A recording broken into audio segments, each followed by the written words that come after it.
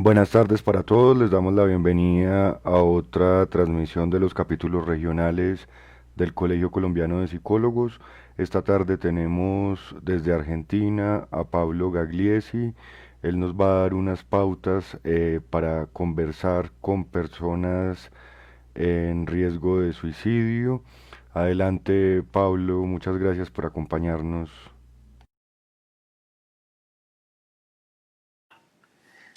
Hola, ¿cómo les va? Mi nombre es Pablo Gagliesi, soy médico psiquiatra, vivo en Buenos Aires, soy cordobés de origen, y coordino un equipo de terapia dialéctico comportamental en la Fundación Foro en la ciudad de Buenos Aires y además una institución, una organización que se dedica a la diseminación de la terapia dialéctico comportamental llamada DBT Latinoamérica. La idea es que nos vamos a juntar aquí para poder tener una presentación sobre cómo tener una conversación con una consultante o un consultante que me refiere ideas o conductas suicidas. De esto se trata, en definitiva, esta presentación. Para acompañar esta presentación les voy a enviar una presentación de PowerPoint y algún material de lectura para que puedan repasar si les ha parecido de algún modo interesante. Um, si yo les preguntara a ustedes que si alguno de ustedes ha tenido ideas o conductas suicidas, si algún familiar de ustedes ha tenido ideas o conductas suicidas, si han estado trabajando o estudiando con alguien que reveló tener ideas o conductas suicidas o han estado atendiendo consultantes con ideación suicida, la probabilidad de que más del 80% de ustedes levanten la mano es muy alta. Además, quiero decirles que habiendo dicho sí a cualquiera de esas preguntas, forman parte un poco de la población de riesgo también. Eh, el suicidio está prácticamente en todas partes en nuestra sociedad. Uno puede abrir un libro y está allí, en una obra de teatro y está allí. No hace mucho he leído de que en las obras de Shakespeare mueren alrededor de 400 personas por suicidio. En realidad, la presencia del suicidio en la cultura también es alta, en los medios de comunicación, es decir, está en todos lados. Ah, por el otro lado, se discute mucho el tema de la importancia o la relevancia del suicidio como un problema de salud mental. Si yo tuviera un amigo que me llama mi amigo lo acaban de nombrar intendente de mi pueblo, que tiene más o menos unos 100.000 habitantes, y yo vengo súper interesado en hacer algún programa de prevención de suicidio, es probable que mi amigo me diga, son 7 cada 100.000 habitantes o 8 cada 100.000 habitantes o en algunas regiones de nuestro país hasta 10 cada 100.000 habitantes.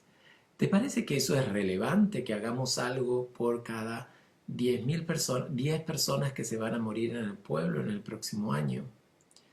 La verdad es que el 90% de ese 7 a 10% proviene de un grupo poblacional que son entre 20 a 40 por cada suicidio efectivo de personas que van a intentarlo este año. Esto solo en estudios que recaban y juntan la información de las clínicas, es decir, las tentativas de suicidio que efectivamente llegan a la consulta, sin contar aquellas que fueron caseras o fueron intenciones que fracasaron.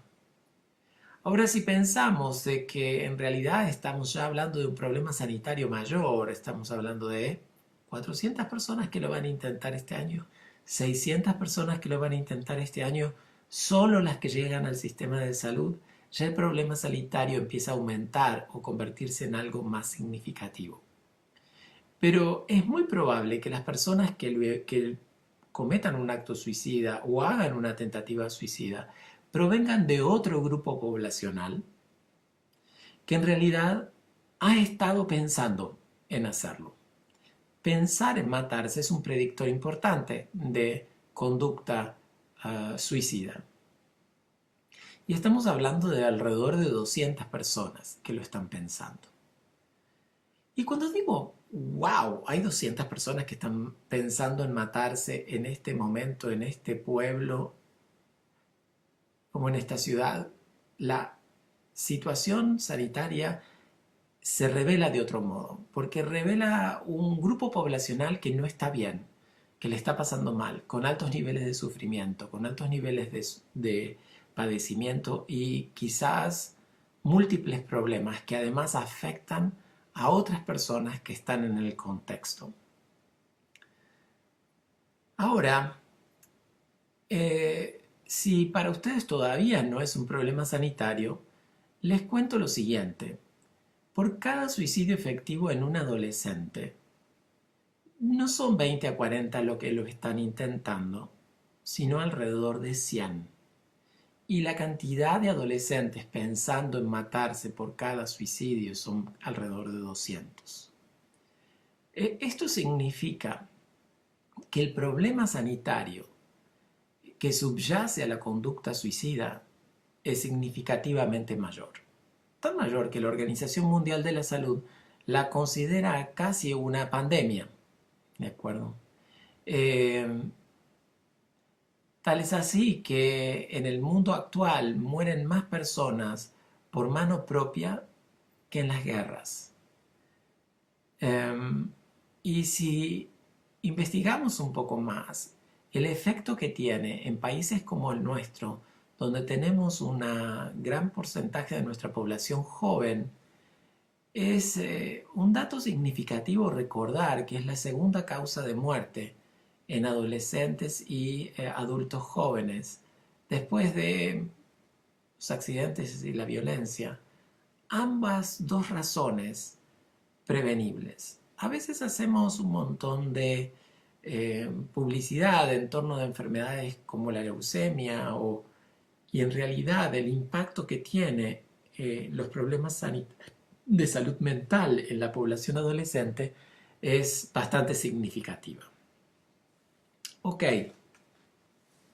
Eh, mi, si, si les propongo que nos imaginemos una situación en donde están en un consultorio, en su propio consultorio, en un hospital, en donde alguien les revela que en realidad está pensando en matarse, lo más probable es que varias emociones como miedo, ¿qué va a decir la familia? ¿Qué va a pasar con esto?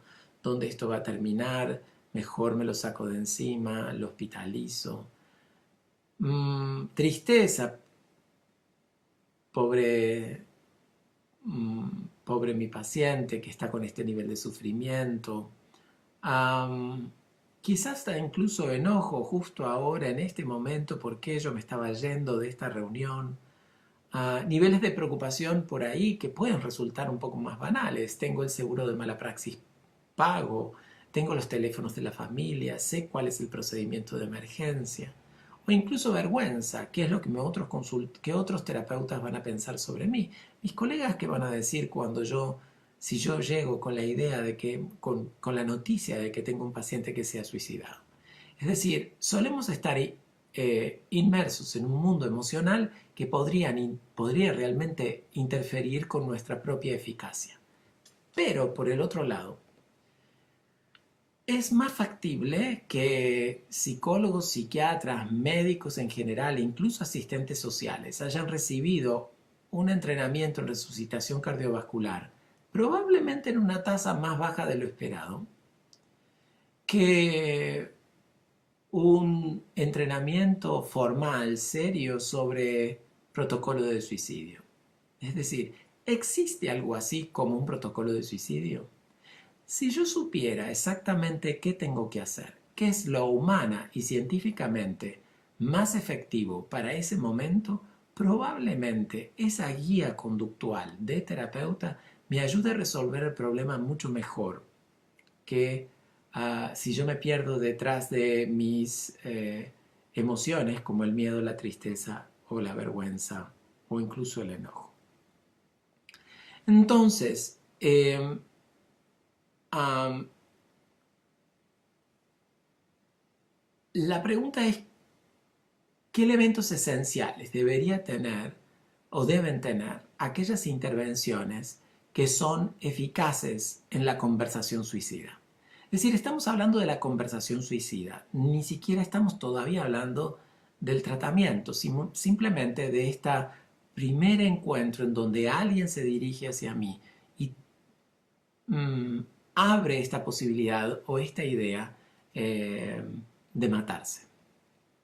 Entonces tenemos algunos estudios que nos dicen, um, lo primero que quiero decirles es que está lleno de gente con muy buenas intenciones, pero muchas veces los programas que tenemos la información o notificaciones que tenemos sobre los programas no son programas que hayan demostrado ser efectivos. También existe la discusión en salud mental sobre qué significa que un programa o un tratamiento sea efectivo. En este caso no hay demasiadas dudas, es un programa que consiga mantener la gente viva. Y en este sentido no es una cuestión filosófica, sino forma parte de la función de nuestra profesión. Es decir, más allá de lo que nosotros pensemos, la gente que consulta con nosotros o los familiares que traen a alguien a tener una entrevista con nosotros, dan por supuesto la idea de que nosotros estamos a favor de que el consultante no se mate. Es decir, llamaríamos un tratamiento efectivo aquel tratamiento que reduce la tasa de suicidios. Y esta es una discusión porque en realidad no hay demasiados trabajos que auguren que un modelo es 100% efectivo. Entonces, la primera cosa con la que tengo que empezar es, no existe ningún modelo que me asegure la supervivencia en el 100% de los casos. Pero existen modelos basados en la evidencia. Entonces, la conversación suicida debería tener como elementos. Uno es un modelo basado en la evidencia. La segunda, que ese modelo sea simple y transferible y entrenable. Es decir, no puedo entrenar a alguien durante un año para que pueda tener esta conversación. Debería ser algo que el sistema sanitario pueda poner rápidamente en práctica. Tercero, que el terapeuta pueda adherir a este modelo, que pueda hacerlo fielmente.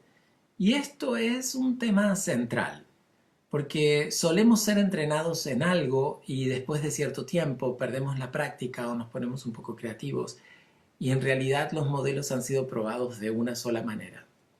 La tercera es conseguir que el consultante adhiera. También, es decir, tiene que ser un target, un objetivo de esta conversación, subir al consultante a esta conversación de alguna manera.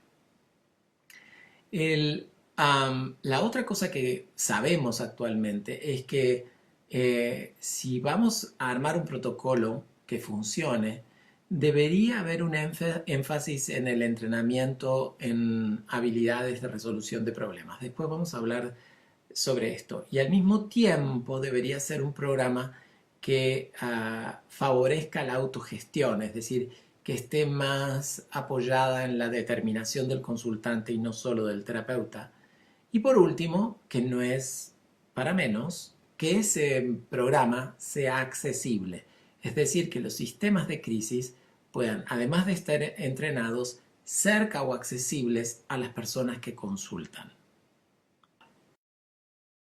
Vamos a repasar un poco cuáles son los elementos esenciales para construir una conversación efectiva con consultantes suicidas. Entonces decíamos, primero, que sea basado en un modelo que tenga evidencia empírica, que sea simple de diseminar y de aplicar, que el terapeuta tenga fidelidad o adherencia a ese modelo, que parte de la conversación esté dirigida a aumentar la adherencia del consultante. El foco de atención es aumentar la motivación o el compromiso a estar aquí y ahora con el terapeuta o con el entrevistador que sea. Que tenga elementos de resolución de problemas o habilidades en resolución de problemas.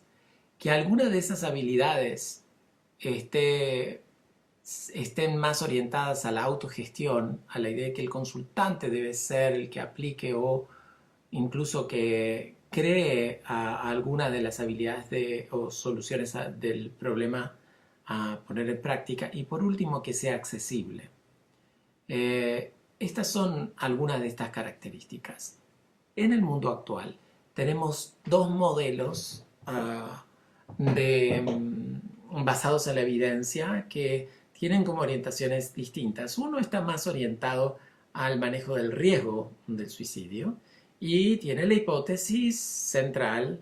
La hipótesis central en ese modelo es: si controlo las variables, reduzco el riesgo.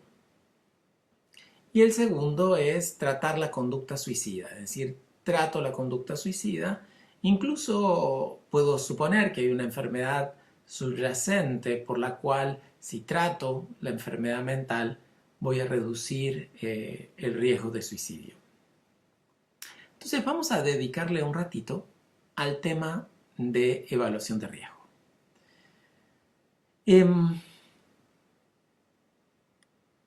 Yo siempre supongo que la conversación suicida que va a tener cualquiera de ustedes o incluso yo inicial con este consultante no va a durar mucho más de 50 minutos, 1 hora 10, 1 hora y cuarto. Es decir, si yo me voy a dedicar a evaluar todos los factores de riesgo, las escalas que miden factores de riesgo, algunas llevan 15 a 20 minutos de llenar. Es decir, que si voy a medir factores de riesgo, debo hacer algo que sea un poco más inteligente y certero. Tiene que ser una estrategia distinta, no solo esta otra.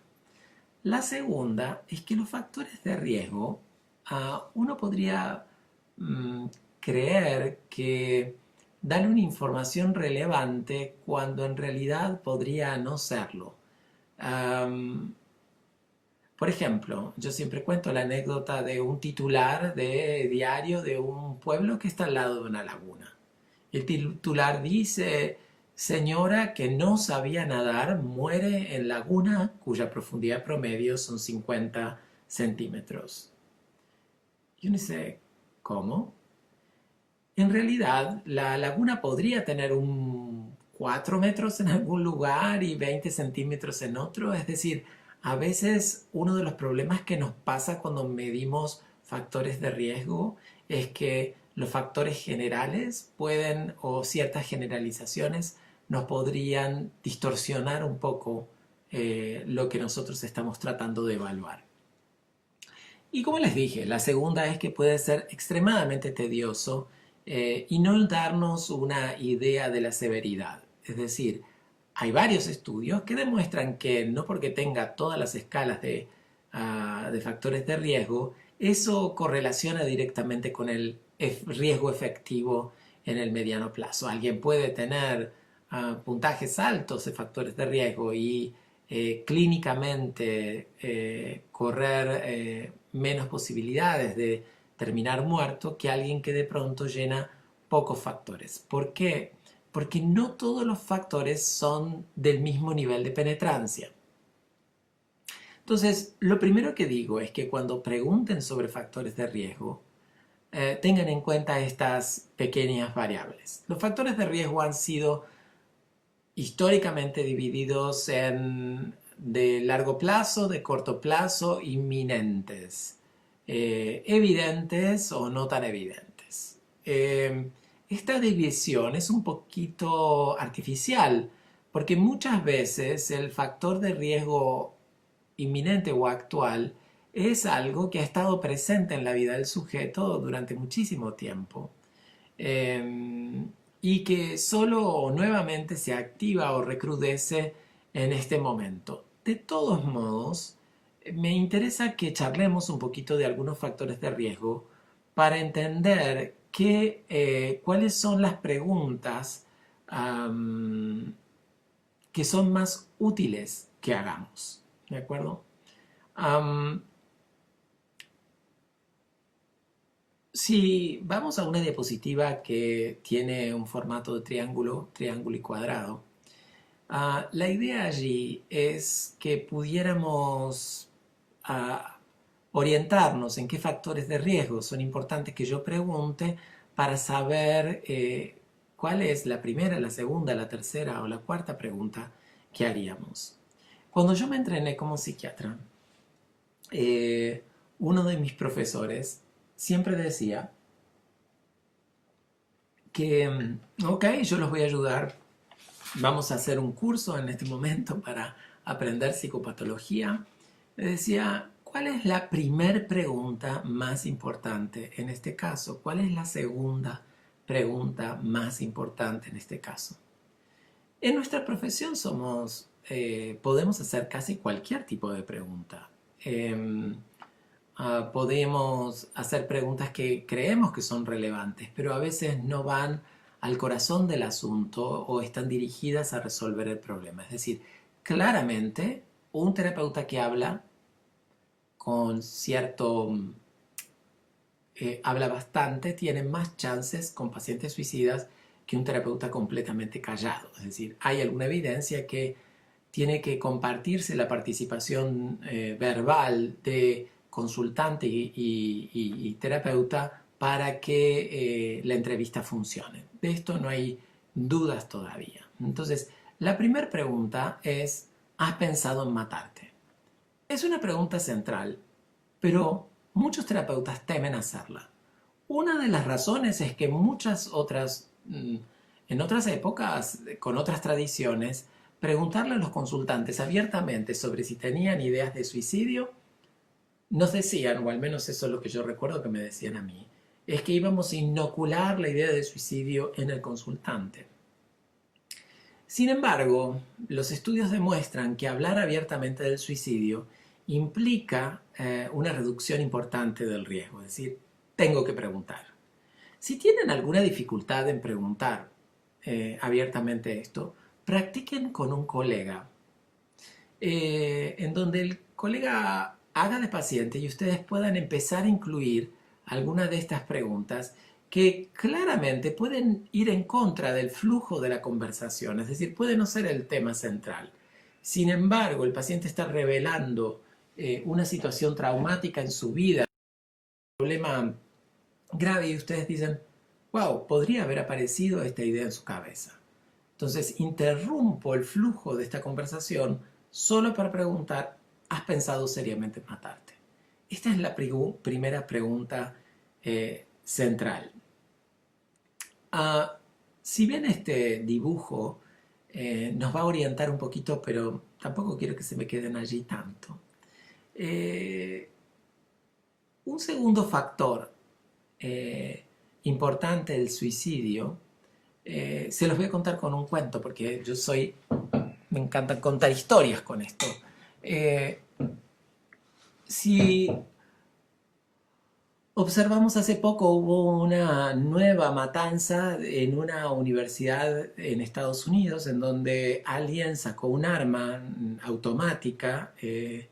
Un arma automática es algo complejo, puede disparar una enorme cantidad de disparos en segundos y mató un montón de gente adentro del campus de la universidad, toda gente joven, algunos profesores.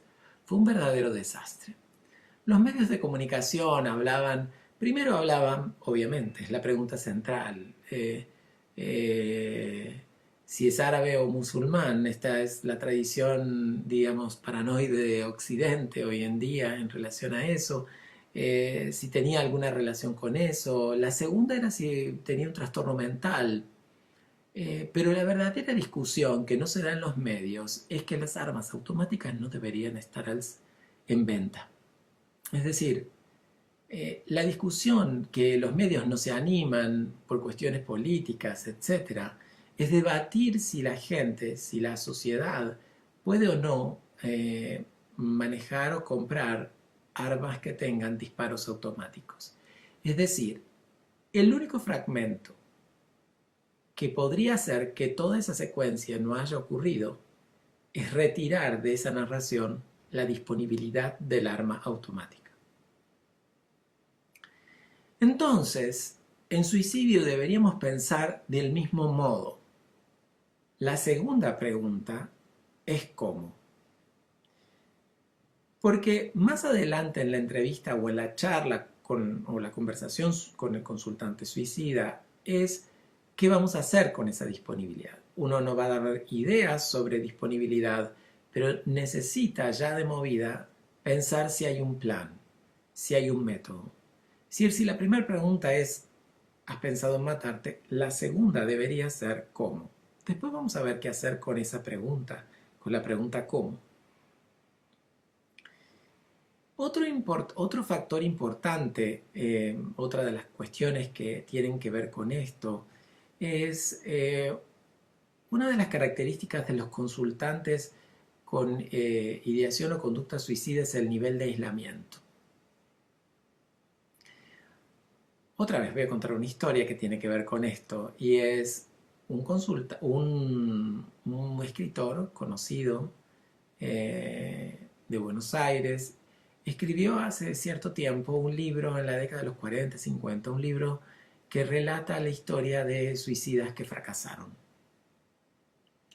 En ese librito hay una historia de un señor que se sube a un edificio muy alto, uno de los primeros edificios de una avenida, y le dice, sube y le dice, si usted no baja conmigo, yo disparo. Y el relato es que el señor baja con el policía. Este relato implica que la conexión es un factor fundamental para la reducción del riesgo y que ustedes establezcan una relación es un factor protector en este momento. Pero a veces, y tiene que ver un poco con la orientación que quería darle a esta charla, el aislamiento no es solamente un aislamiento físico. Hay una enorme cantidad de población vulnerable que tiene que ver con el aislamiento y con este concepto del aislamiento. Por ejemplo, la población LGTBT en la Argentina y en el resto de América Latina, un adolescente que se está preguntando sobre su orientación sexual o sobre sus preferencias de género, tiene 6 veces más chances de tener una conducta suicida que un adolescente que no tiene estas preguntas en su cabeza. Al revés de otras cuestiones que tienen que ver con la estigmatización, como por ejemplo provenir de una cultura que produce bullying, como ser chino en la ciudad de Buenos Aires en este momento, ser afrodescendiente en algunos otros lugares, ser descendiente de población originaria de nuestro país o de otros países. El problema es que estos chicos o niños vuelven a sus casas donde encuentran una familia que también es afrodescendiente, que también es estigmatizada por su origen étnico o porque geográfico. En cambio, la población LGTBT vuelve a un ambiente que puede ser tan o más hostil que el contexto. Y esta es una población sensible a las cuestiones de riesgo. Hay un par de estudios que demuestran cómo en un par de estados de Estados Unidos, en el norte de la costa este, que correlacionan la reducción del riesgo de población LGTBT del riesgo propio, especialmente de adolescentes que cuestionan sus preferencias sexuales gays y lesbianas. La tasa de suicidios se redujo después de la aprobación de la ley de matrimonio gay. Es decir, una vez que aparece la normalización, las probabilidades, esta normalización produce una reducción sensible del malestar de esta población.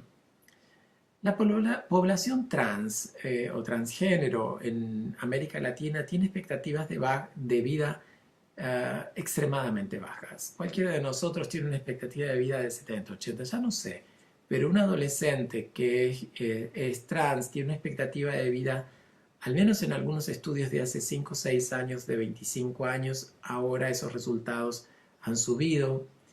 Otra vez creo que correlacionando con cambios sociales significativos.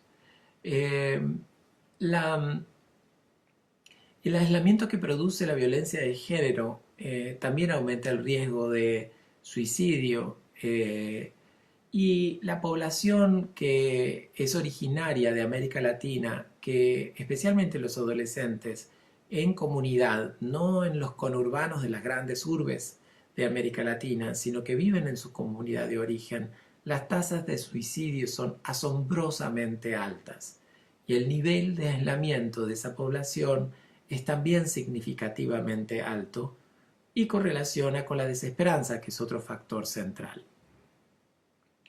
Eh, Dicho esto, voy a hablar de otro factor de riesgo y es los medios de comunicación. Cuando hablo de medios de comunicación no me refiero solo a las revistas, los diarios y la televisión, sino al Facebook, a las redes sociales en general o al Instagram, que pueden o no promover el suicidio en la comunidad. Está probado que hablar de suicidio en los medios de comunicación aumenta significativamente la tasa ya el día siguiente. ¿Qué hacer con los medios de comunicación es otra cosa? Pero hay algunas redes que han tomado medidas sinceras y honestas en esta relación. Pero cuidar a la población que ha estado en contacto, por ejemplo, en una escuela, el riesgo es una de las medidas preventivas centrales.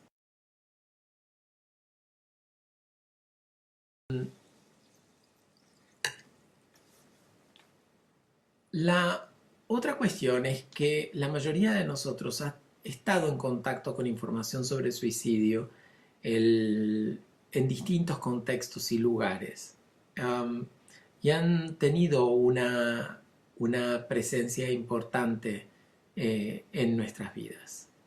El otro factor importante son las historias previas de suicidio.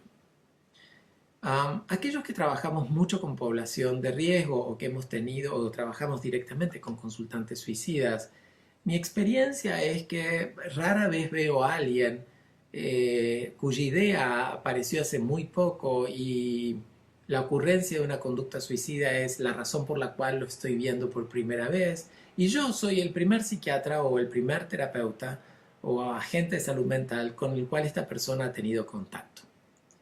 La mayoría de los consultantes que conozco, yo soy el entrevistador número 40, 30, no sé, soy uno de los tantos tratamientos que no han funcionado muchas veces o que han funcionado pero ahora estamos otra vez mal.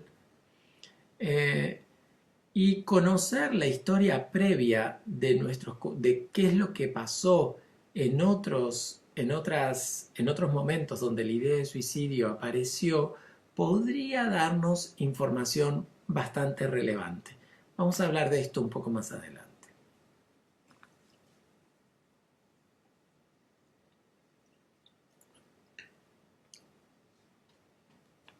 Hay mucha...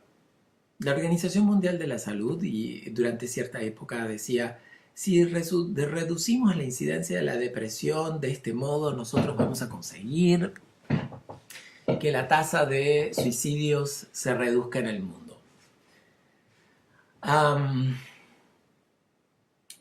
La verdad no hay mucha evidencia de que por tratar las enfermedades mentales la tasa de suicidio se reduzca efectivamente. La conducta suicida aparece en un montón de diagnósticos del DSM, tantos que es muy difícil discriminar.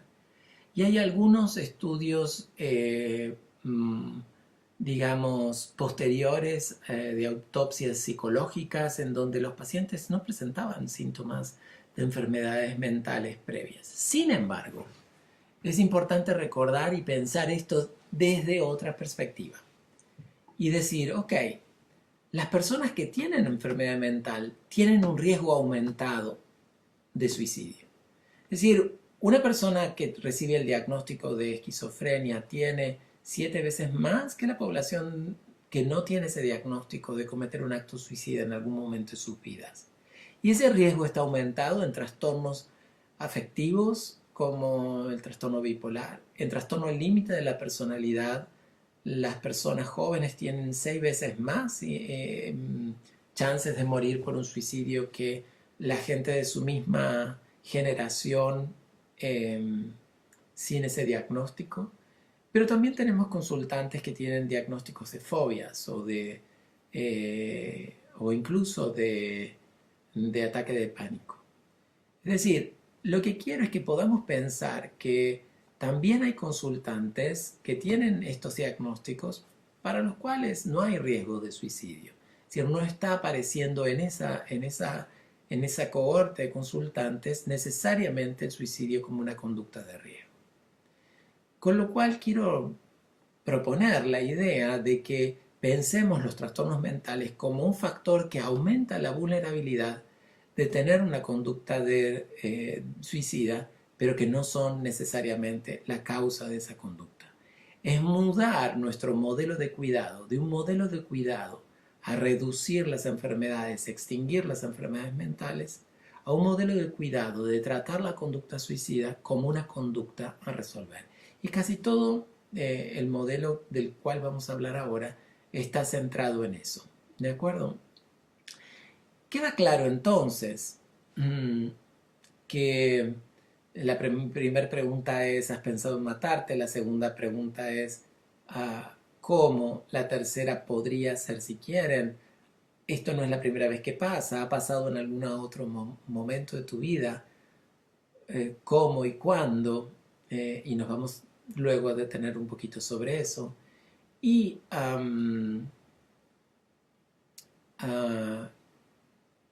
por último, vamos a hablar de factores cognitivos y de procesamiento que parece muy frecuente en los consultantes con riesgo suicida.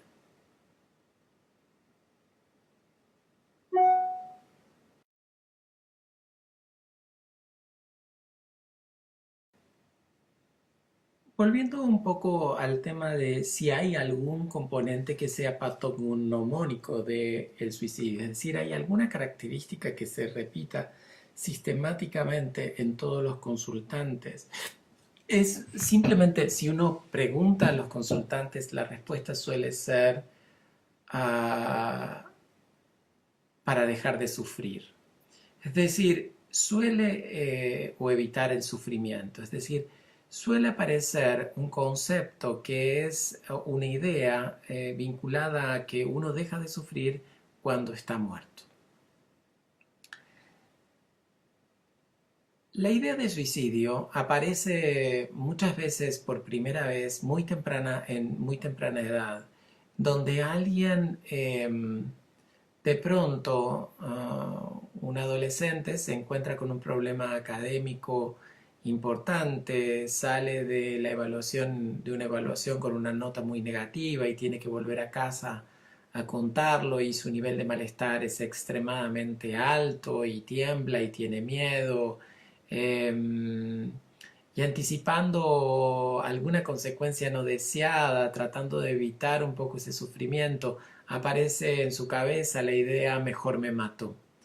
Esta aparición de esta idea automáticamente va seguida como de una sensación de reducción del nivel de malestar, aparece algo de tristeza, ya no es tanto miedo, la persona empieza a sentir síntomas que son sensaciones que son de desagrado, pero no tan desagradables como antes. Este cambio de una situación altamente desagradable por una sensación un poco menos desagradable o cierto, si quieren llamar alivio, esta sensación hace que probablemente cuando el consultante vuelva a encontrar, o la paciente o el paciente se encuentre en la misma situación, sintiendo las mismas respuestas fisiológicas de una emoción, las probabilidades que otra vez vuelva a aparecer en su cabeza la idea de matarse son extremadamente altas. Es decir, aparece como una forma, como una suerte no, como una forma efectiva de refuerzo negativo. Es decir, la idea aparece y produce efectos que son menos negativos que los efectos o las respuestas fisiológicas de una emoción anterior. Es decir, que la idea de suicidio empieza a volverse frecuente en las personas en la medida que funciona a través del refuerzo negativo. Las personas que tienen este estilo empiezan a evitar resolver problemas. Este adolescente del cual estamos hablando podría haber hecho algo con la nota que le dieron en el colegio. Podría haber quemado la nota, haber negado, haber intentado las cosas que intentamos de adolescentes, que es mentir, falsificar la firma de nuestra madre, que perder la nota, decir que no fue mala, decir que el otro fue injusto. Es decir, durante gran parte de nuestra adolescencia nos dedicamos a probar formas de resolver problemas complejos, aun cuando hoy de adultos pensamos que muchos de ellos tenían patas cortas.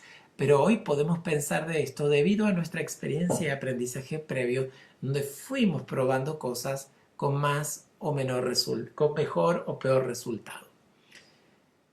Es decir, la primera característica es que la idea de suicidio aparece y se vuelve persistente en la medida que aparece en la cabeza de las personas con refuerzo negativo. Y la segunda es que esas personas prueban menos resolver problemas y por lo tanto se vuelven menos efectivas en la resolución de problemas. Y acá hay un tema central. Hay demasiados estudios que nos demuestran que si hay algo constante en los pacientes con ideación suicida, es una dificultad notable en la resolución de problemas. Es decir, esto parece un tema central. Por el otro lado, empieza a aparecer una constante, que es la aparición de la idea cada vez que la situación es de alto malestar y se afronta el alto nivel de malestar en lugar de resolver o intentar resolver el problema de alguna manera con la idea. Y empiezan a aparecer reglas mentales en donde ahora estoy mal, si me mato voy a estar bien. Y aparece un tipo de aprendizaje vicario en donde aprendemos por reglas. Y la regla es, la salida de este nivel de sufrimiento es a través de la muerte. Nadie volvió de la muerte para decirnos si después de esto no hay sufrimiento o si el sufrimiento se acaba. Y obviamente no existe ni sufrimiento ni vida, al menos después de esta conducta. Quiero resaltar tres cosas de esto. La primera es, la idea de suicidio está reforzada generalmente por refuerzos negativos.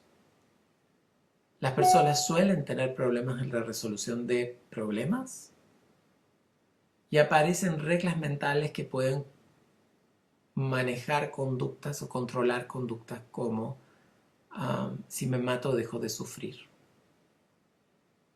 Y por último, para agregar a esta lista de 4, no de 3, es las personas que suelen tener problemas en la resolución de problemas, cuando se encuentran con un problema, afrontan el problema prediciendo que no van a ser buenas resolviéndolo, lo cual puede ser cierto. Pero este modelo de prevención negativa, es decir, de predicción negativa, lanzado un poco hacia el futuro, es lo que hoy nosotros llamamos desesperanza. Es decir, los consultantes afrontan problemas sin habilidades, pero de alguna u otra manera desesperanzados de que ellos puedan resolverlo. Estos son temas centrales porque si yo pregunto, digamos, si has tenido idea o estás pensando en matarte, ¿cómo? Si ha pasado en otro momento en tu vida, ¿cómo y cuándo? La cuarta pregunta es, ¿cuál es el problema que la ideación o la conducta suicida está intentando resolver por el consultante?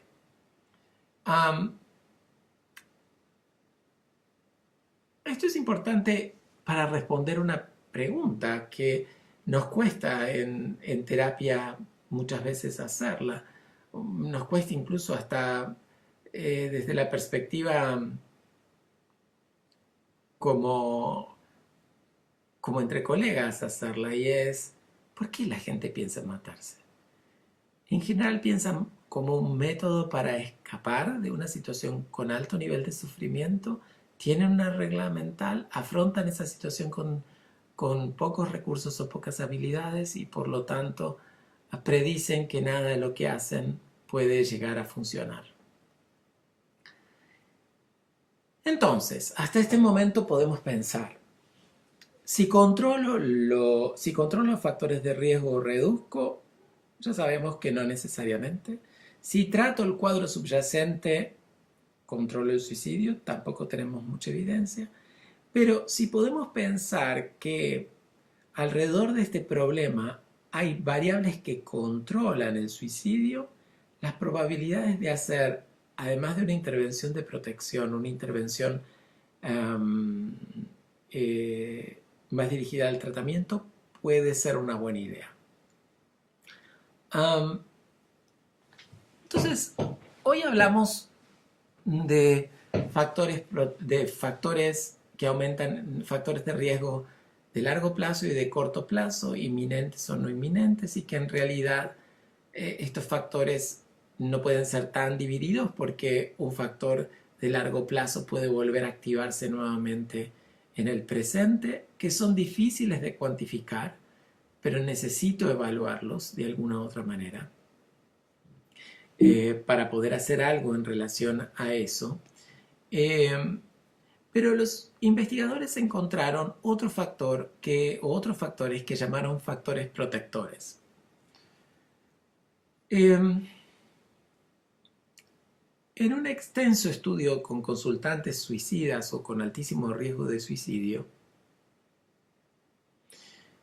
un grupo de terapeutas resultaban ser más efectivos que otros y querían identificar qué intervención verbal estaban haciendo distinto del otro grupo.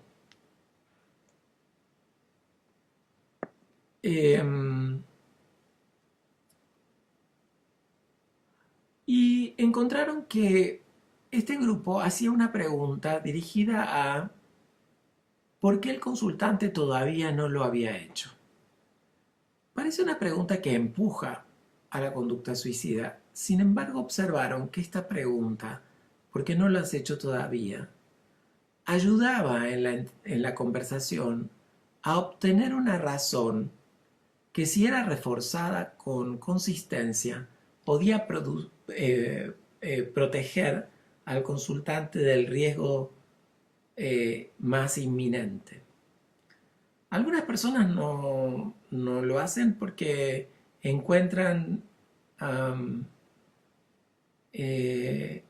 que no lo hacen porque en realidad quieren cuidar a sus hijos o porque temen sufrir durante el tránsito o porque temen la ira de Dios.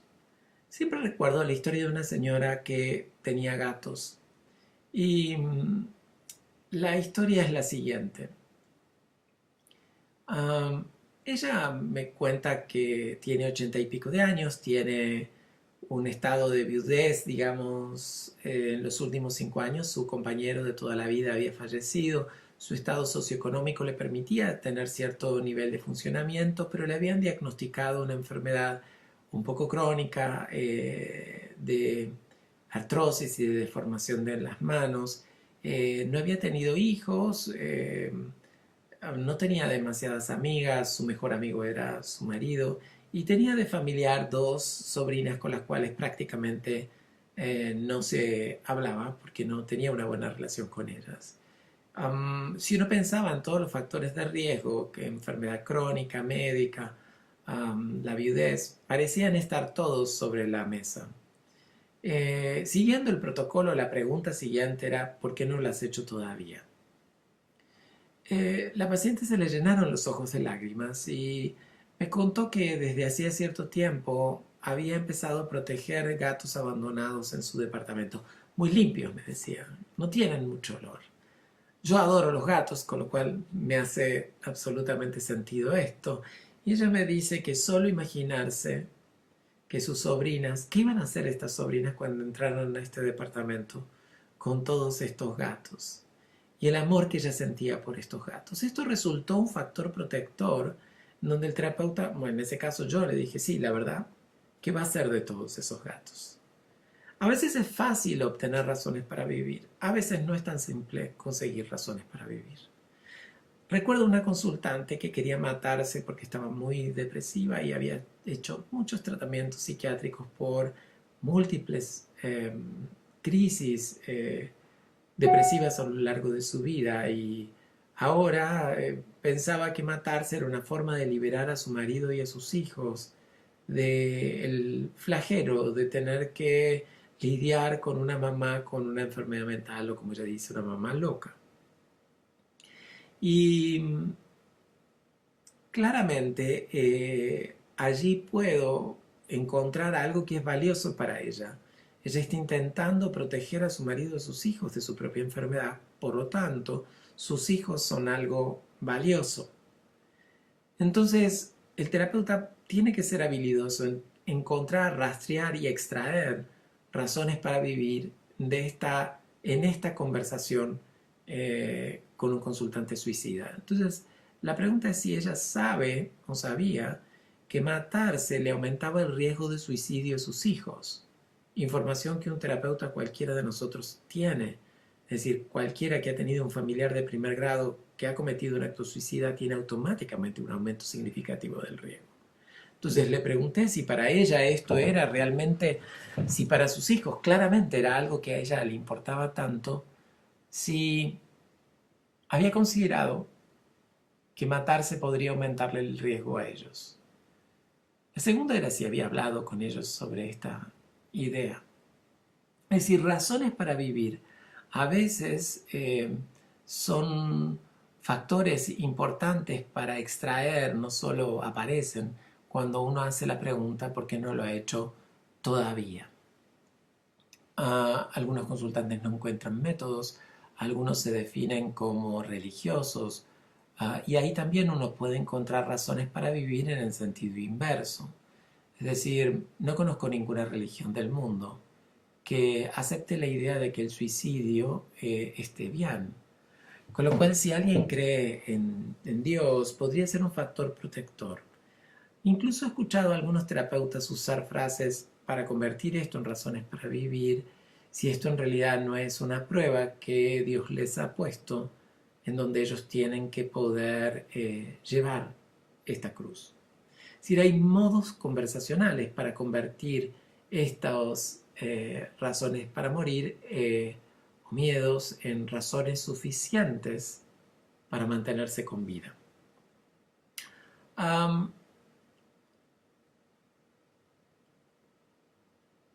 Entonces, tenemos la primera pregunta que era, ¿has pensado en matarte? ¿Cómo? Si hay plan. ¿Esto ha pasado en algún otro momento de tu vida? Y ahí vamos a volver un poquito. ¿Cuál es el problema que está costando resolver? ¿Y por qué no lo has hecho todavía?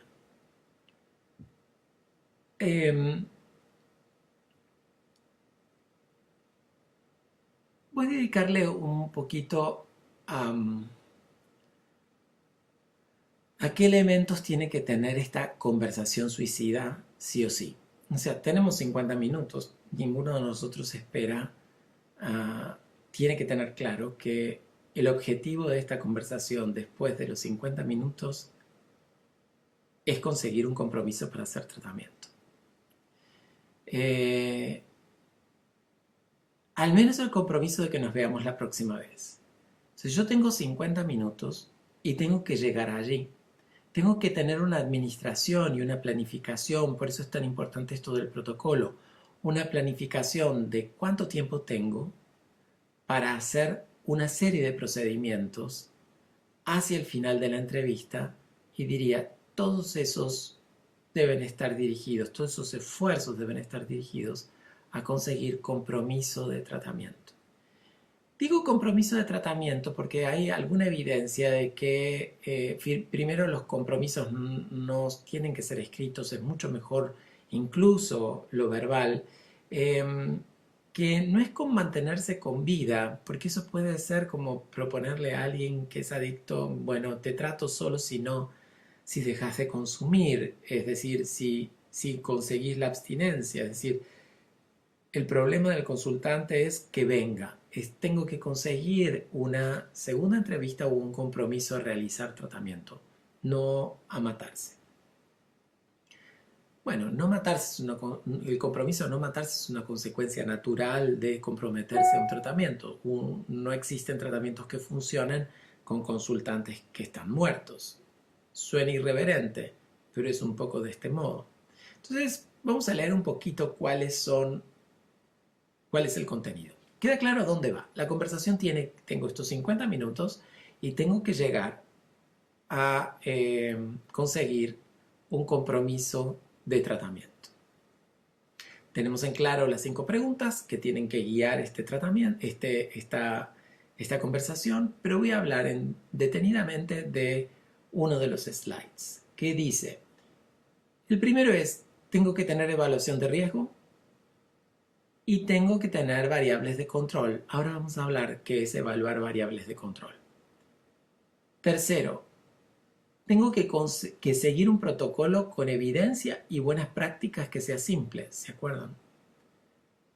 Tiene que ser un plan razonable. Esta entrevista tiene que tener un plan razonable.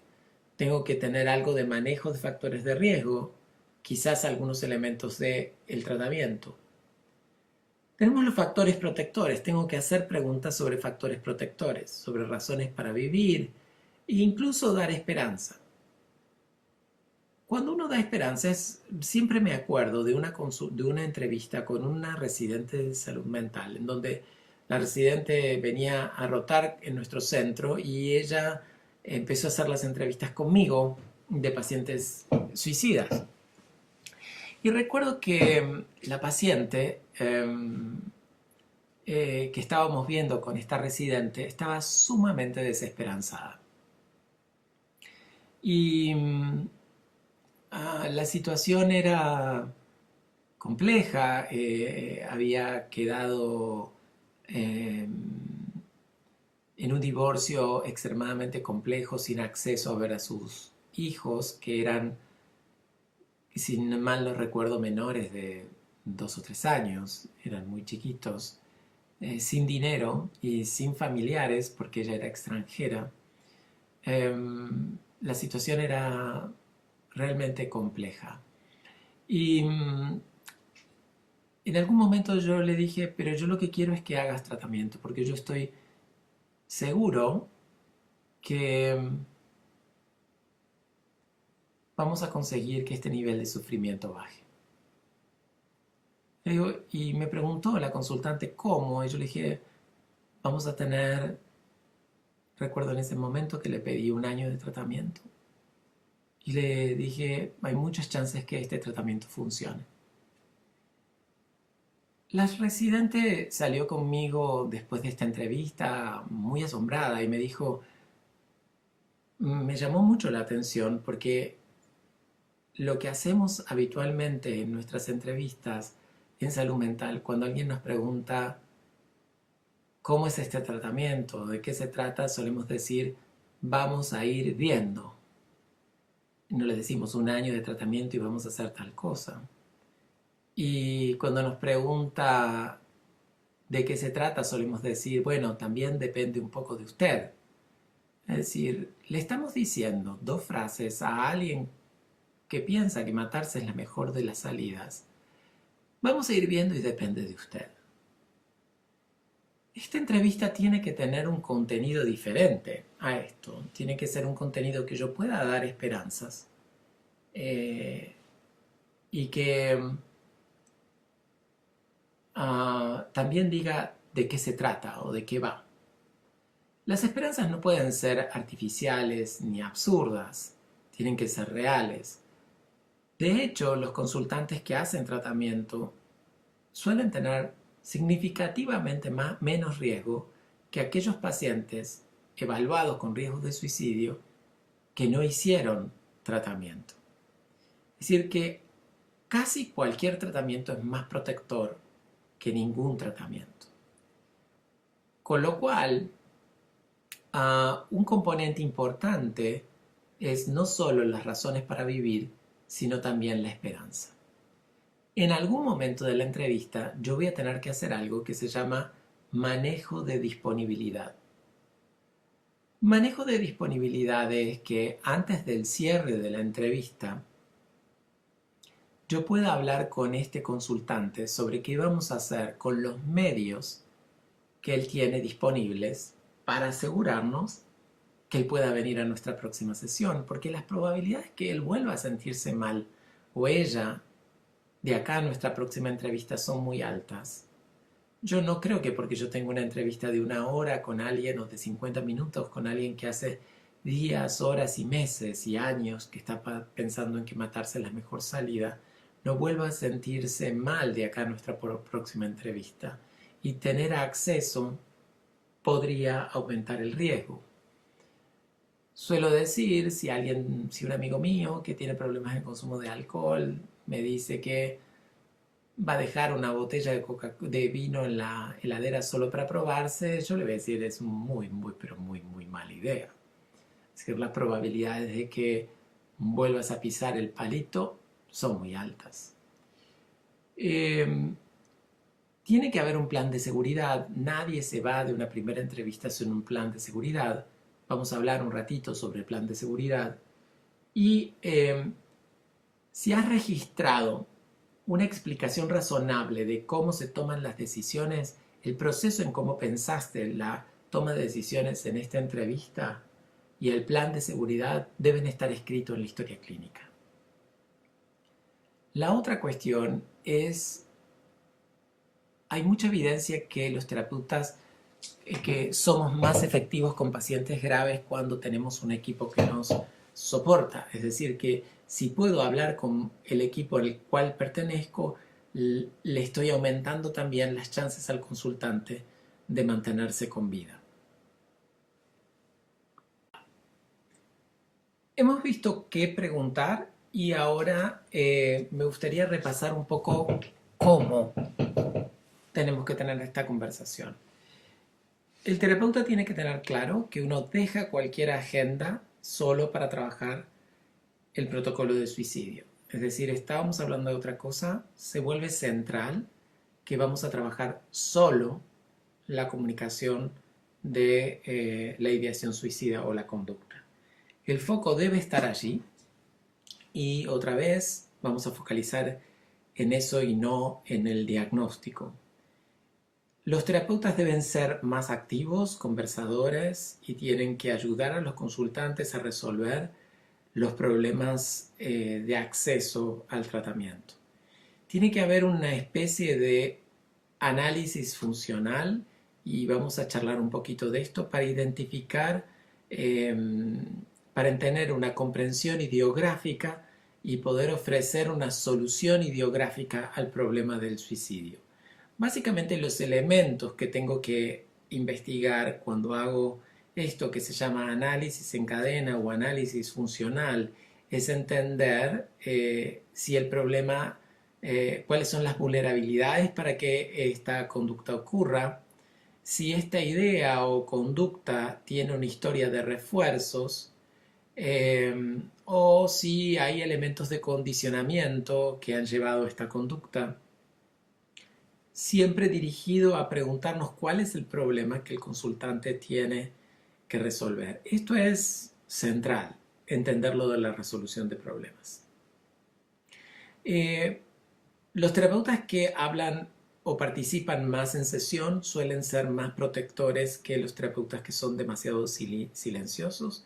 Tenemos que encontrar el lugar para generar esperanza e identificar razones para vivir.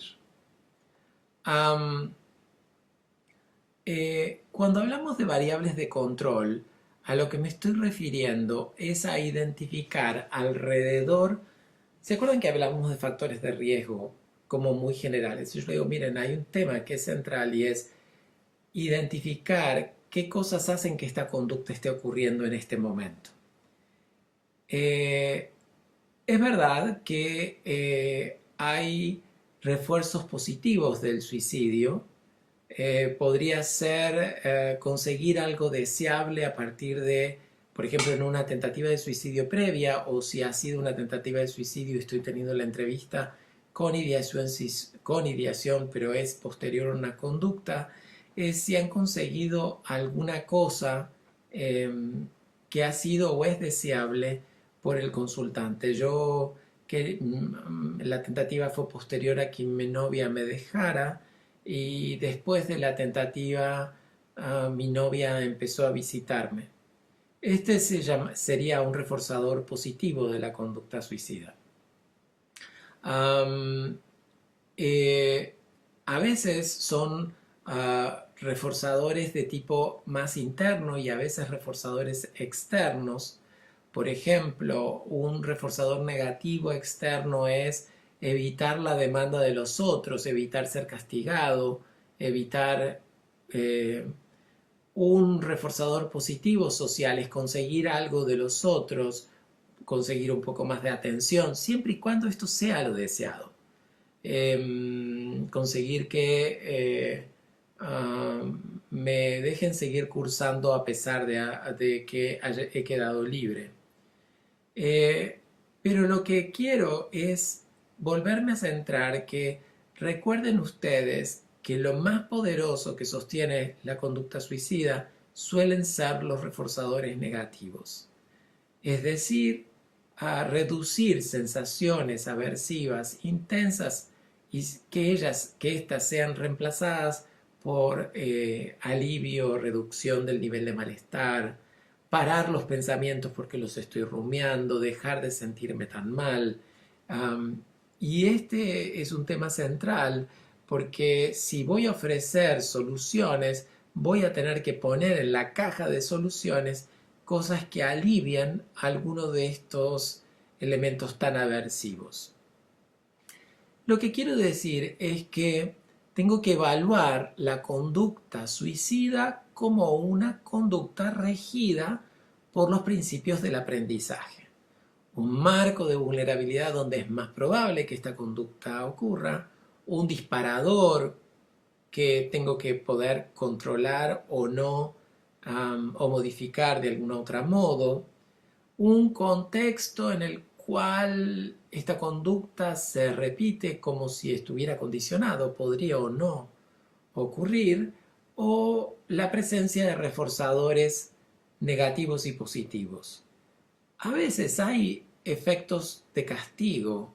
Terminar hospitalizado para algunos consultantes es algo deseado, para otros consultantes no necesariamente es algo deseado. Pensar que todos los pacientes quieren ser hospitalizados o se benefician de esto es caso a caso. Este es el secreto de los reforzadores, es entender que es reforzador para cada uno de nosotros, es caso a caso. Es encontrar en este análisis de factores en torno de la conducta, porque son más fáciles de manejar que factores de riesgo más generales o inespecíficos. Hay como 4 partes de esta conversación, que ya sabemos las preguntas, vimos cómo, el paciente, vamos a repasar brevemente los elementos que son evaluar, gestionar la crisis actual que llega aquí, ha llegado en crisis, el plan de seguridad del que vamos a hablar en unos instantes y proponer un plan de tratamiento. Cuando hablamos de plan de seguridad, hace muchísimos años, varios años, Bárbara Stanley, una investigadora de una universidad, decía, estamos haciendo algo que funciona, armemos esto más sistemáticamente y lo vamos a llamar plan de seguridad. El plan de seguridad es identificar los disparadores para poder anticiparnos, es decir, una discusión en casa es un disparador, vamos a tener que trabajar esto. proponer estrategias de autogestión en donde el consultante esté, eh, digamos, pueda tener alguna habilidad que cuando se siente mal pueda usar como respiración, hielos, todas las estrategias de tolerancia al malestar que los terapeutas conocen. Um, el otro elemento del plan de seguridad es pedir ayuda. Es una habilidad en sí misma.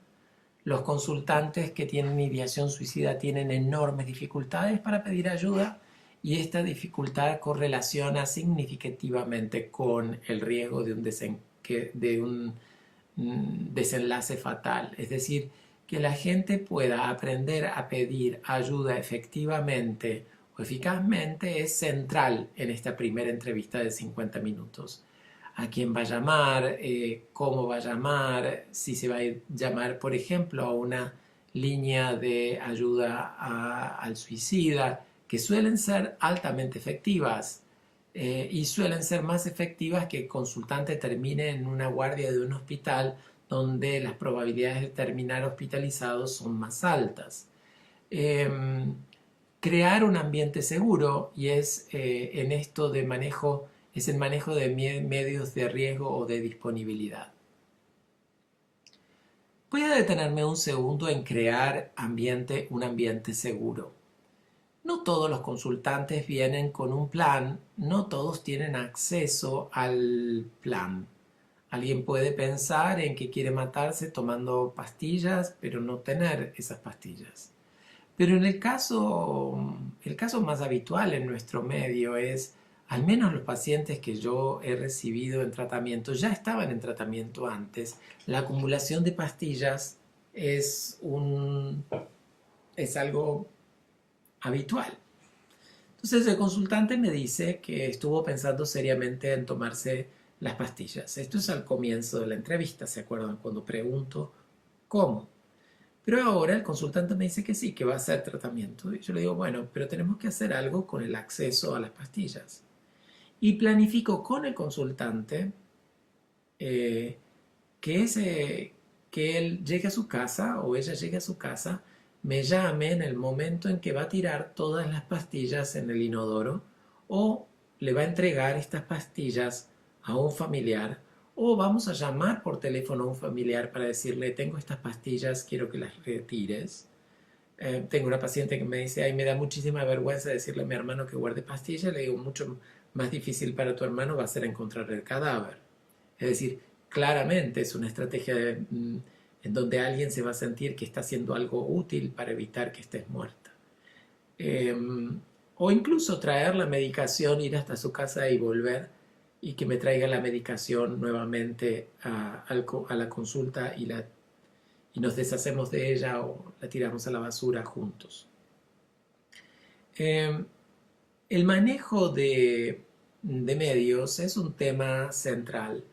A veces la discusión con algunos terapeutas es manejar todos los medios. Habitualmente si ustedes tienen un paciente que ha hecho una tentativa de suicidio con pastillas, el riesgo de que modifique el modo de la próxima tentativa, si sigue siendo un plan, las chances son que sean nuevamente con pastillas. Es decir, los pacientes tienen dificultad en la resolución de problemas y eso se ve no solamente en cómo afrontan la vida cotidiana, sino también esta conducta. Puede haber personas que han tenido conductas más de contenido ambivalente en relación a me quiero dormir, no quiero despertar más, pero aún así la historia previa de relación con un método en particular nos asegura que este es el método que voy a trabajar. Si la paciente es una paciente que en realidad está pensando en tomar todas las pastillas de la caja, pero vive en el piso octavo y esto no representa un riesgo, nunca lo he representado, no la voy a mudar a la casa de un familiar en planta baja. Es decir, tengo que pensar un poquito en que voy a hacer manejo de medios que no sea aversivo con el consultante. Es decir, si esta es una consultante que en realidad yo estoy viendo Y esta es su primera entrevista en la cual ha francamente hablado de la muerte con alguien. Y ella o él se retira y yo llamo a un familiar, las probabilidades que consiga la conducta deseada, que es compromiso a volver a tratamiento, son escasas o nulas. Entonces, tengo que nombrar al consultante también alguien que gestiona la disponibilidad, porque la sensación de desesperanza o sentirse inútiles y inefectivos es muy alta y entonces estoy consiguiendo con estas estrategias aumentar la autodeterminación en términos de ser más proactivos en la resolución de problemas. El objetivo de este entrenamiento, de esta conversación de 50 minutos, tiene que ser siempre un compromiso público en voz alta de que vamos a volvernos a ver y que va a realizar tratamiento. Les he mostrado un par de modelos de plan de seguridad que están en los slides. Hay incluso algunos planes de seguridad escritos, monitoreados, hay algunos que se llenan incluso en un celular, pero hay un investigador que demostró que aquel plan de seguridad que se hace a mano, escrito en un papel con el consultante en la entrevista, es más efectivo que aquellos autoadministrados. Es decir, uno hace el plan de seguridad que estar atento a cuáles son los factores que pueden aumentar los riesgos, qué cosas de manejo de riesgo yo voy a hacer, las razones para vivir que tengo, voy a contar con cómo pedir ayuda y a quién se la voy a pedir, y algunas estrategias quizás de tolerancia al nivel de malestar. Y esto lo pongo en una hoja escrita, le saco foto para tenerla en mi celular y se convierte en el plan de seguridad de este consultante que se va a volver cada vez más sofisticado en la medida que avance el proceso de tratamiento si el consultante decide continuar tratamiento con nosotros.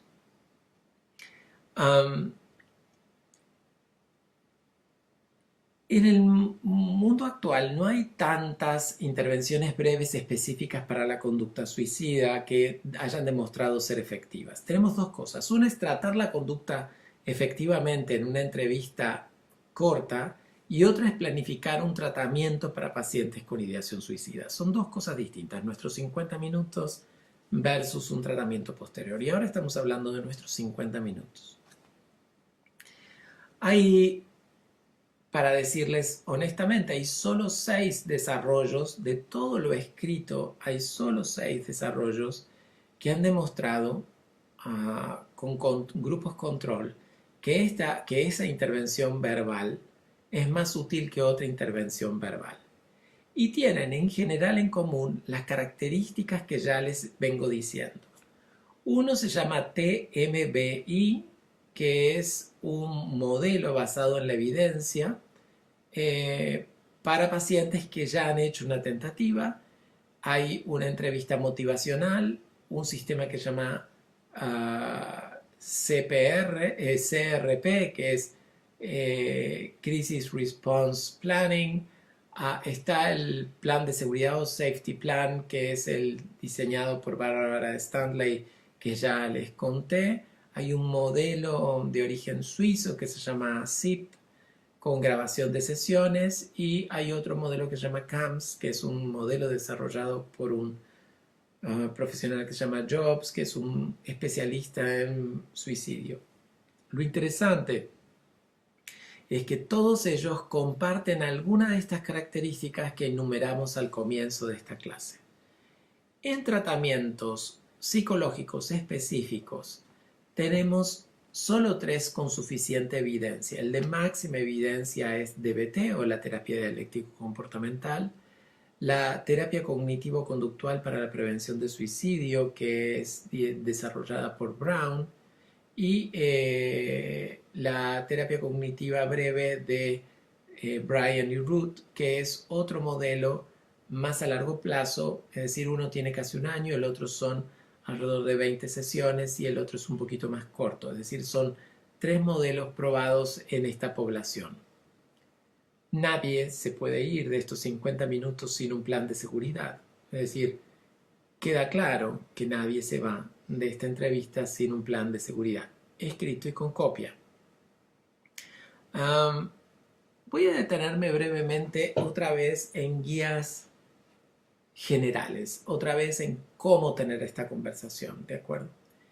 Tienen que estar dispuestos a tener una conversación de hablar del suicidio de manera abierta y natural.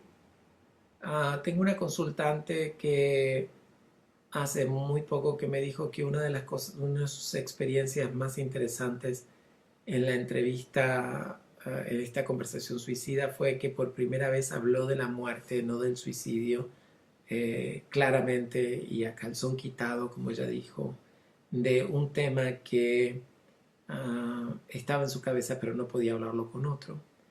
Tratar de evitar las explicaciones peyorativas de la ideación suicida. Yo no quiero decir que validemos, pero que tengamos un rango de la conducta, pero sí comprender de algún modo eh, que el contexto en el cual esta conducta ocurre. Presentar siempre la conducta suicida como una respuesta a un problema. Es decir, por eso una pregunta central es cuál es el problema que el consultante no está encontrando solución, para la cual el consultante no está encontrando solución. Sostener al mismo tiempo que la postura del suicidio es una solución desadaptativa o poco efectiva. Ser flexible a la idea de incluir elementos no conservadores o frases no conservadoras cuando las conservadoras entran a fracasar. Ser flexibles pero mantenernos en la regla de que vamos a hablar del suicidio. Evitar posturas omnipotentes en relación al suicidio, incluir a otras personas, no solo yo con mi equipo, sino quizás agregar un familiar, ser extremadamente y siempre sincero y honesto con los pacientes, estar atento a la emoción más que a veces al contenido de la entrevista, recordar siempre que uno es quizás un factor protector y que esta relación en realidad es quizás un protector importante de la vida del consultante. Cerciorarnos que el consultante tenga expectativas realistas en relación a la respuesta del entorno. Este modo de conversar natural y con honestidad es una de las piezas más valiosas de esta conversación con consultantes suicidas. Una de las cosas más desafiantes que nos puede ocurrir en nuestra profesión en salud mental es un paciente con ideación suicida, un paciente tras una tentativa o una tentativa. Solemos pensar que existe algo que puede salvar la vida de la gente con el 100% de exactitud.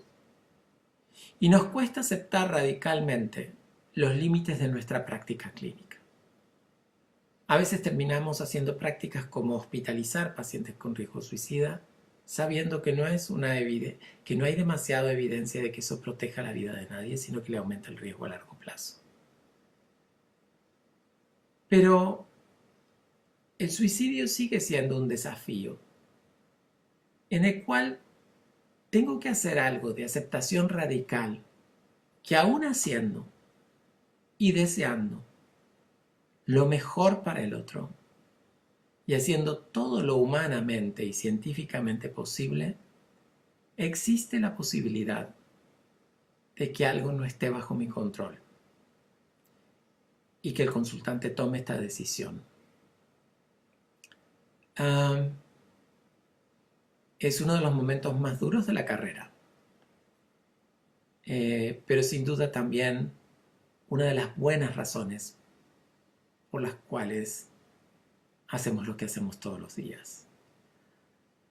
Espero que esta conversación sobre la conversación con consultantes suicidas. Los inspire a estudiar más y a realizar protocolos de suicidio y que practiquen entre nosotros como role-players estos protocolos para ver nuestras respuestas y estar atentos. Que estemos en el mismo barco de que tenemos que crear modelos basados en la evidencia, que sean costo efectivos para los sistemas públicos de salud mental. Les dejo un abrazo enorme, el mejor de los deseos, y recuerden, lo más cariñoso que podemos hacer por nuestros consultantes es ayudarlos a cambiar y al mismo tiempo poder soltar ese deseo. Les dejo otra vez otro abrazo más, y espero volverlos a ver pronto. Pablo, muchas gracias. Muy interesante toda tu conversación sobre la conversación sobre suicidio. Estamos realmente muy agradecidos. Lastimosamente la agenda de Pablo no nos permite alargarnos más y responder las preguntas que nos han llegado. Igualmente vamos a tratar de responderlas en el chat más adelante esta semana, entonces las pueden dejar igual allí. Los dejamos como siempre con la invitación a la próxima transmisión, será el lunes 20 a las 10 de la mañana. Tendremos un conversatorio con algunos representantes de campo del capítulo Zona Norte, Alfredo Rojas, Mabel Morales, José Lozano. Ellos estarán contándonos un poco acerca de estilos de vida saludables en familia. Entonces esperamos volver a tenerlos conectados el lunes. Feliz tarde para todos, que estén muy bien.